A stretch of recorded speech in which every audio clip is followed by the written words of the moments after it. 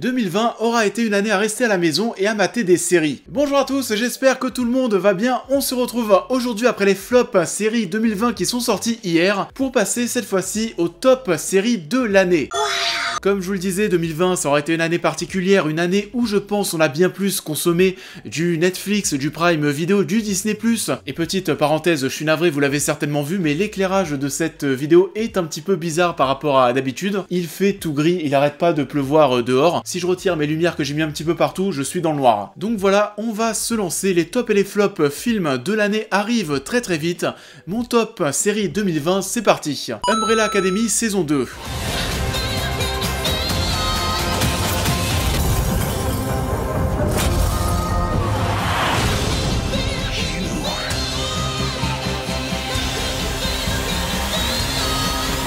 Umbrella Academy saison 2, c'est toujours aussi cool que la première saison 1. On a pris plaisir à retrouver ces personnages, ce show assez décalé en mode drame familial, avec son lot de choses grotesques qui vont nous faire marrer. Et la grosse nouveauté, c'est que cette fois-ci, nos héros allaient se retrouver téléportés dans les années 60. On allait retrouver chacun de nos personnages qui s'étaient créé une nouvelle vie en toute indépendance. Vous savez, chacun de leur côté. On avait notamment Klaus qui allait se retrouver dans une secte, et c'était vraiment à mourir de rire. C'est un exemple parmi tant d'autres, et donc cette fois-ci on allait travailler nos personnages non pas en tant que groupe, mais eux seuls, avec leur propre thématique et vision, ce qui fait que la saison 2 est vachement plus riche en termes de sujets traités. Diego!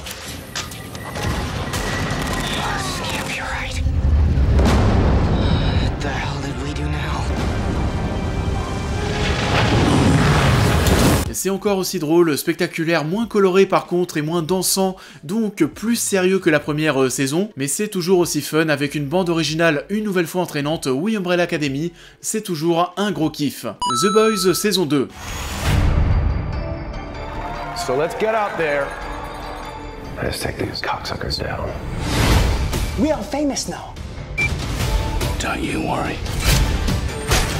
Et oui, il y a moyen que The Boys passe nous faire un petit clin d'œil chaque année dans les top séries. Cette saison 2, je l'ai malheureusement quand même trouvée moins bonne dans l'ensemble et moins percutante que ne l'était la première. Mais ça fait bien évidemment partie des séries les plus importantes de l'année, c'est encore une fois plaisant à suivre. Quand on voit les parallèles avec notre monde réel, c'est blindé de surprises, notamment concernant la relation entre Stormfront et le Homelander, lui qui chaque année de toute façon doit faire partie des top personnages que l'on verra à la télé.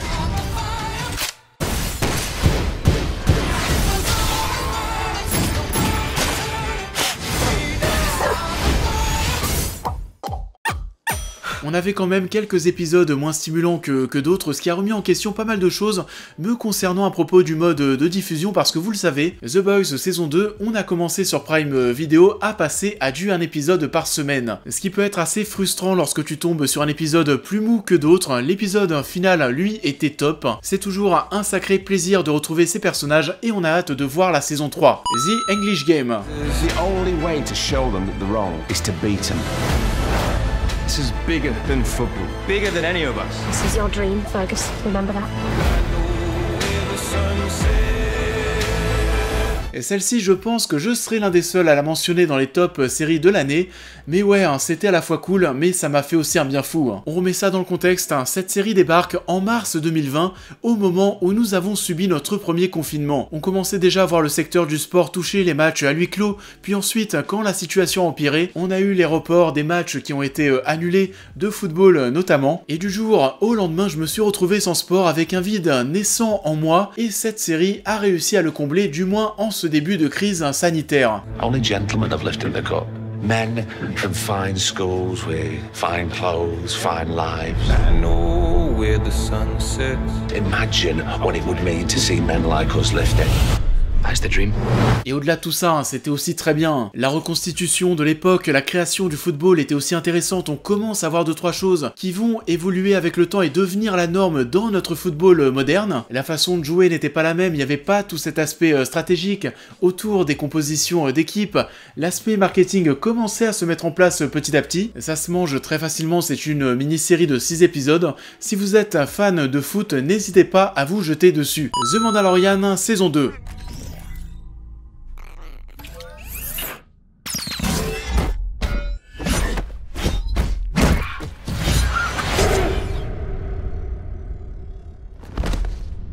That's the way. C'était quand même bien meilleur que la saison 1. On vient tout juste d'en parler sur la chaîne, vu que ça vient de se conclure, vous savez ce que j'en ai pensé, oui j'ai adoré, et comme je vous le disais, c'est très certainement le meilleur contenu Star Wars Live qu'on a eu depuis Rogue One, et avant ça, Star Wars 3, c'est dire. C'était spectaculaire, blindé de nostalgie et d'émotion, notamment grâce à son final bien sûr. Je ne ferme pas les yeux tout de même sur la lenteur des 2 premiers épisodes de cette nouvelle saison, qui m'ont un petit peu fait flipper, qui sont oui moins cool.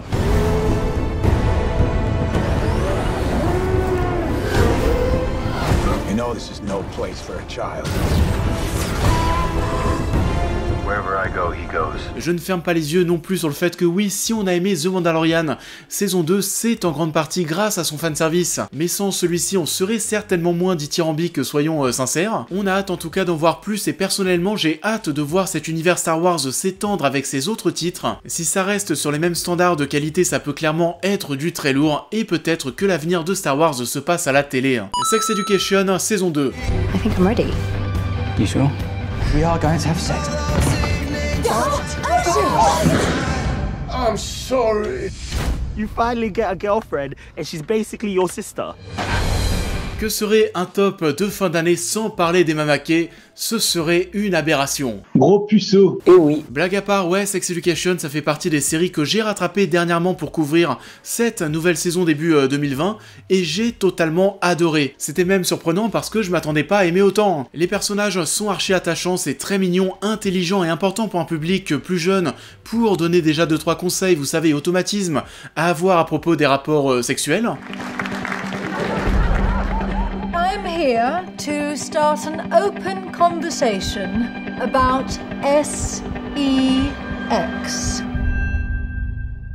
Il y a par contre pas mal de choses sur lesquelles on passe rapidement, tu sens un petit peu le côté cahier des charges, en mode il faut parler des MST, il faut parler de la pilule du lendemain, il faut parler de la première fois, etc. etc. Tout n'est pas traité avec autant de profondeur sans mauvais jeu de mots, c'est une habitude chez Netflix malheureusement. Il en reste encore une fois que c'est très cool avec un final très rageant et on a hâte de voir la saison 3 pour continuer de suivre le rapprochement entre Otis et Maeve. Le jeu de la dame. Creativity and psychosis often go hand in hand. Or for that matter, genius and madness. Rendre un show sur les échecs passionnant, il fallait le faire. Oui, le jeu de la dame fait clairement partie des tops de l'année, ça y a aucun doute, que ce soit sur la forme mais aussi d'un point de vue commercial, vu le succès affolant que ça a été pour Netflix. Encore une fois, mais qui aurait pu prévoir ça? Le show est passionnant, tout comme son actrice principale Anya Taylor-Joy porte admirablement cette mini-série, avec son regard magnétique, avec toute sa délicatesse. Among all those men, I don't mind it. Chess isn't always competitive. Chess can also be beautiful.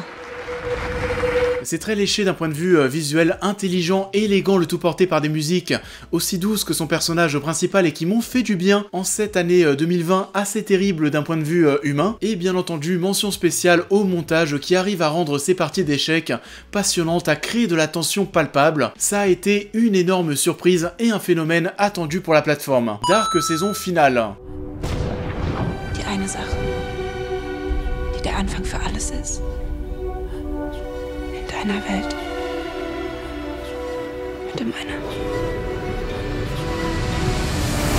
Dark, il y a moyen que ce soit la meilleure série originale Netflix. Ça fait aussi partie des œuvres que j'ai rattrapées en 2020 et mon dieu, quelle claque, c'est absolument brillant. Les acteurs sont ouf, la photographie est top, on se retrouve dans une histoire de déplacement dans le temps qui, oui, n'est pas archi simple à suivre. Il y a seulement 3 saisons de 8 épisodes, c'est pas impossible que je me remate le tout un jour pour mieux tout capter et pour réécouter ce générique en boucle, cette musique qui est dingue.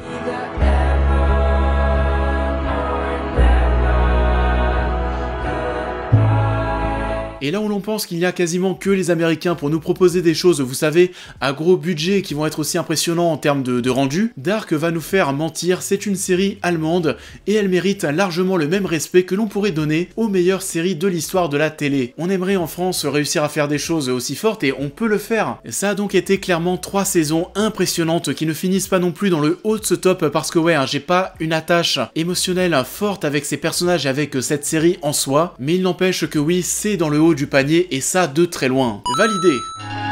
J'ai compté tellement de CEO que j'en ai des crans. La rue la vraie, pas seulement sur l'écran. Pour ma mère et ma soeur, moi je veux le meilleur. Et fuck la prison pour mineurs. Si vous me suivez sur Twitter et Instagram, vous le savez, j'ai rattrapé la série, la saison, la semaine dernière. Et qu'est-ce que j'ai foutu pour ne pas mater ça avant, mon Dieu. J'avais un mauvais pressentiment pour deux raisons. La première, c'est tout simplement que très généralement, lorsque l'on engage, vous savez, des acteurs pour jouer des personnes de cité au langage peu chatoyant, disons-le comme ça, et bah généralement ça joue très mal. Donc une série avec quasiment l'intégralité des acteurs qui doivent s'exprimer de la sorte, autant vous dire que je prévoyais de me tirer une balle dans la tête. Et la deuxième chose, et bah Franck Gastambide, dont vous savez très bien que je ne suis pas forcément fan de sa filmographie, de ses comédies qui ne me font pas du tout rire, mais du coup un mea culpa intégral parce que Validé c'est ultra bien, c'est clairement un énorme coup de cœur. On croit en toi, on a décidé de te proposer un contrat. Je vais tout arracher, j'ai tellement de flow, je mets le feu sur la batterie, Apache. Moi c'est une dinguerie que tu viens de faire là. Tu fais n'importe quoi. C'est chic la butte Apache. Pourquoi toi? Les acteurs jouent finalement très bien, c'est bluffant de crédibilité. Attic est à la fois impressionnant quand il rappe, mais est aussi attachant. Ses potes le sont aussi d'ailleurs, on aime ces personnages, on a envie de les voir réussir. Les touches d'humour fonctionnent, ne sont pas forcées, il y a des rebondissements mais de tous les côtés, jusqu'au final de la saison qui me hante encore et qui me rappelle presque les plus belles heures d'une série pas trop connue avec leur lot de mauvaises surprises improbables. Et en termes d'univers, de même ça déchire, tous les guests qu'il y a, c'est absolument affolant. On va faire au maximum le parallèle entre ce monde et la vie réelle, c'est du très lourd. J'ai vraiment très hâte de voir la saison 2. Franck Gastambide doit continuer sur cette voie parce que ça déchire. Better Call Saul, saison 5. Won't you come on in? Pendant des mois et des mois, je pensais que ça finirait top 1 de l'année parce que ouais, un Better Call Saul, c'est exceptionnel. Hein. Ça prend totalement le virage que prenait Breaking Bad avec des tout débuts, ma foi, assez timides, mais petit à petit, le show gagne en intensité jusqu'à nous offrir des pics de tension et de spectacle que quasiment seul un univers comme celui de Breaking Bad, Better Call Saul, arrive à nous offrir. Et cette saison 5, c'est ça, c'est ultra spectaculaire, et si la logique est respectée, la saison finale le sera encore plus. Hold up, Gramps.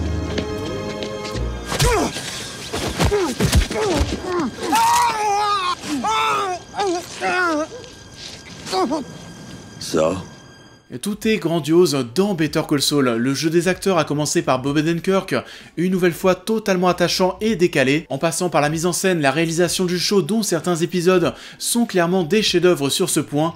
Je vous invite à aller voir ma critique où l'on se penche sur la mise en scène de Vince Gilligan. Mais oui, Better Call Saul est en train d'atteindre la puissance des plus belles heures de Breaking Bad.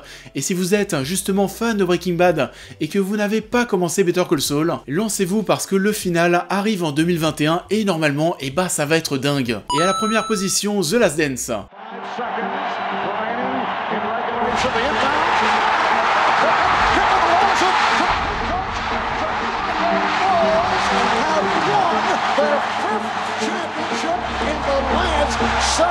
Vous ne pouvez même pas imaginer toutes ces émotions que j'ai ressenties devant chacun des épisodes de The Last Dance. C'est indescriptible et comme je l'ai dit plusieurs fois sur les réseaux sociaux, c'est la chose qui m'a le plus bouleversé de l'année avec The Last of Us partie 2, c'est dire. Alors The Last Dance, pour ceux qui n'ont pas suivi, c'est une série documentaire qui va retracer à la fois la grande épopée des Bulls des années 90, mais aussi la carrière de Michael Jordan. Et pour l'histoire, c'est pour ça que ça m'intéresse aussi énormément, je n'ai pas vu jouer Michael Jordan. Je suis né en 94 et ouais, j'ai commencé à mater du sport à la télévision très sérieusement à partir des années 2000. Je n'ai donc pas suivi la carrière de cette superstar internationale, autant vous dire que j'en suis mais dégoûté. C'est triste. Et j'ai été totalement ému, pris, galvanisé par le mental du mec. Comment est-ce qu'il est arrivé à régner sur la planète basket sans avoir d'égal? I just kept hearing this over and over again, and I was just getting irritated, like we were winning. Michael Jordan's the only player that could ever turn it on and off. And he never freaking turned it off. It just didn't seem real. Comment est-ce que son nom est devenu une marque internationale? Qu'est-ce que ça a apporté au basket? Quelles ont été les raisons de ses retraites qui ont coupé sa carrière en plusieurs actes? C'est une histoire qui est légendaire, il n'y a pas d'autre mot. Et on pourrait se dire que ouais, tout semblait écrit, que c'était son destin d'être tout là-haut, mais non. Et c'est ça qui va me galvaniser, moi qui aime, vous le savez, tout ce qui va être dépassement de soi, je dors très peu. Voir ce mec faire plus que les autres pour être au top, voir les répercussions que ça va avoir sur ses coéquipiers, ça apporte des séquences qui sont bien plus que mémorable. C'est bien entendu blindé d'images d'archives et c'est absolument génial. J'ai eu la chance de suivre cette année cette série documentaire sur ce bonhomme que beaucoup considèrent comme le plus grand basketteur de tous les temps. Mais bon, vous connaissez mon point de vue, Team LeBron, il finira devant Jordan à la fin de sa carrière, je suis désolé les gars. Et ça en est tout pour ce top série 2020, j'espère que la vidéo vous a plu comme d'habitude. Je vous invite à la liker, à la partager, à me dire en commentaire quelles sont vous vos séries préférées de l'année. Pour les nouveaux, je vous invite à vous abonner, à me suivre sur tous les réseaux, à devenir membre soutien si vous souhaitez aider la chaîne. Et on en a donc fini cette fois-ci avec les séries, on va passer au top et au flop film 2020. Je m'y attelle de suite, je vous souhaite à tous de passer un très bon début de semaine et je vous dis à très vite.